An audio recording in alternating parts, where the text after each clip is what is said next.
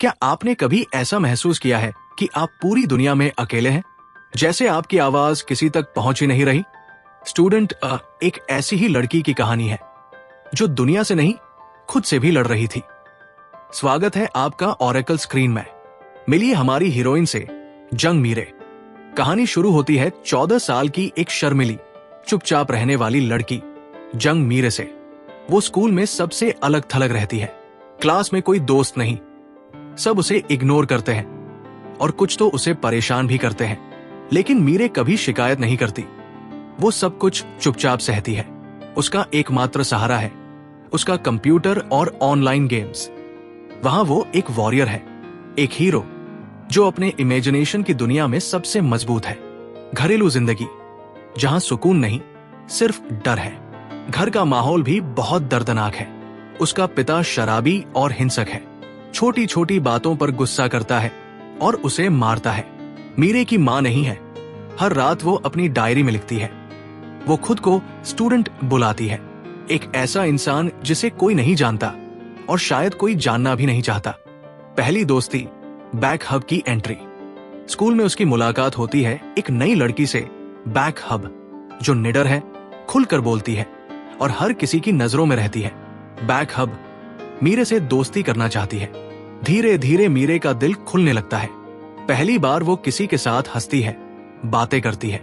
Back hub कहती है, तू इतनी बोरिंग क्यों है? चल कुछ नया करते हैं।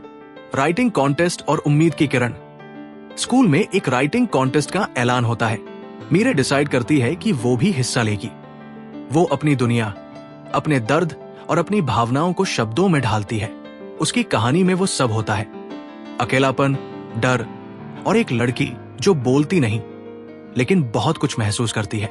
धोखा, मजाक और टूटता भरोसा।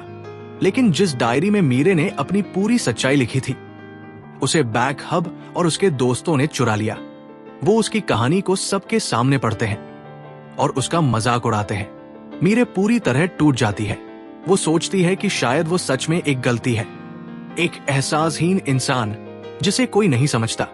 वो खुद को नुकसान पहुंचाने की कोशिश करती है, लेकिन रुक जाती है। एक उम्मीद, जब कोई सुनने वाला मिला।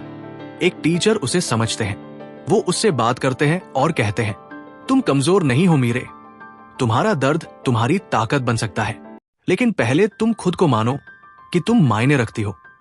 वो उसे काउंसलिंग की सलाह देते हैं। धीरे धीरे मीरे खुद को हील करना शुरू करती है। वो लिखना बंद नहीं करती, बल्कि और मजबूती से लिखने लगती है। एक नई शुरुआत। अब मीरे फिर से अपनी कल्पनाओं की दुनिया में जाती है, लेकिन इस बार वो वहां छिपने नहीं, खुद को खोजने गई है। वो एक नई कहानी लिखती है। मैं स्टूडेंट हूं और अब मुझे फर्क पड़ता है। मैं अब अदृश्य नहीं हूं।